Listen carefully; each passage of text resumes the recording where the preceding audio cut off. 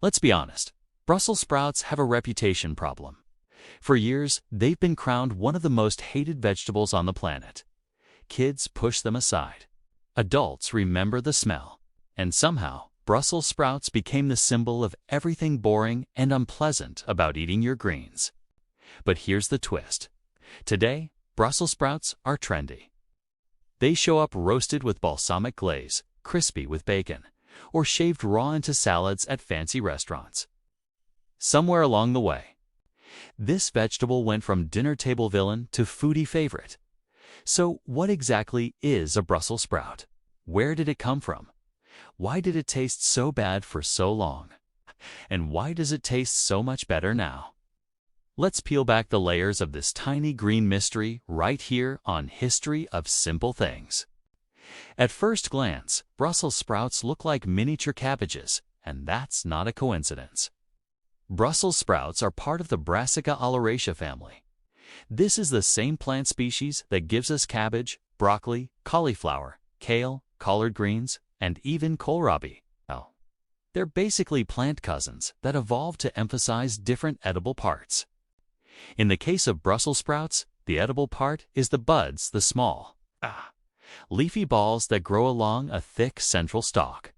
Each stalk can produce anywhere from 20 to 40 sprouts, stacked like green buttons. So when you eat Brussels sprouts, you're not eating a baby cabbage.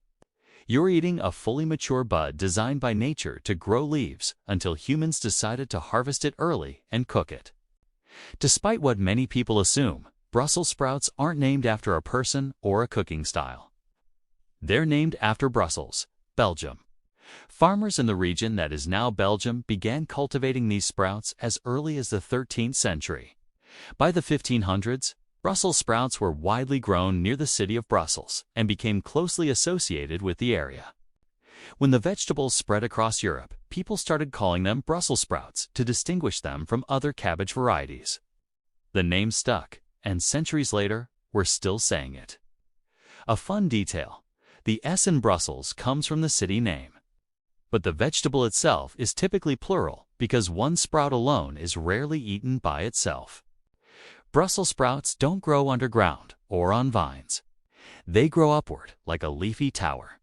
A single plant develops a thick stalk that can reach up to 3 feet tall.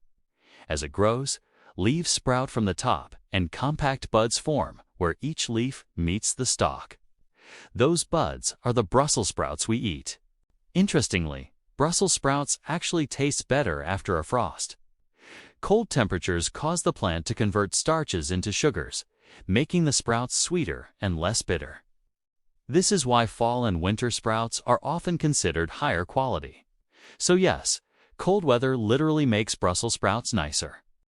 If Brussels sprouts are so carefully designed by nature, why do so many people remember them as bitter, sulfur-smelling nightmares? The answer lies in chemistry and cooking habits. Brussels sprouts contain compounds called glucosinolates, which break down into sulfur-containing chemicals when cooked.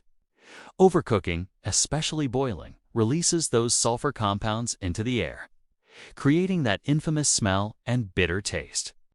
For decades, the most common way to cook Brussels sprouts was to boil them until soft. This destroyed their texture and amplified their bitterness. But here's the real kicker. Modern Brussels sprouts are actually less bitter than older varieties. In the 1990s, agricultural scientists discovered that older Brussels sprout varieties contained higher levels of bitter-tasting compounds. Instead of masking the bitterness with sauces, plant breeders did something smarter. They bred new varieties with lower levels of those compounds while keeping the nutrients intact. Today's Brussels sprouts are naturally milder, sweeter, and more balanced than the ones many people grew up hating. So if you think you hate Brussels sprouts, there's a good chance you've never actually tasted the modern version. Once Brussels sprouts became less bitter, cooking methods finally caught up. Roasting Brussels sprouts at high heat does something magical. It caramelizes the natural sugars, crisps the outer leaves, and tones down sulfur flavors. Instead of smelling like cabbage water, they taste nutty, savory, and slightly sweet. This single cooking method transformed their reputation almost overnight. Suddenly, Brussels sprouts weren't punishment. They were appetizers. It wasn't the vegetable that failed us for years. It was how we treated it. Despite their globe, Brussels sprouts didn't lose their nutritional power. They're packed with vitamin C, which supports the immune system, vitamin K, essential for bone health, fiber for digestion, and antioxidants linked to reduced inflammation. They're also low in calories and surprisingly filling. And because they belong to the cruciferous vegetable family, they've been studied for potential benefits related to heart health and cellular protection. In short, they're genuinely good for you, not just trendy. While Brussels sprouts are often associated with Western cuisine, they've quietly spread across the globe. In Europe, they're commonly sautéed or served with butter. In the US, they're roasted, fried, or paired with bold flavors. In Asia, they're sometimes stir-fried or used in fusion dishes. Their mild bitterness actually makes them a great match for strong seasonings, acids, and fats, which explains why they adapt so easily to different cuisines. It's proof that even the most disliked foods can be redeemed with a little science, a little patience, and a lot less boiling. So, the next time you see Brussels sprouts on a menu or on your plate, you might see them differently. Thank you for watching.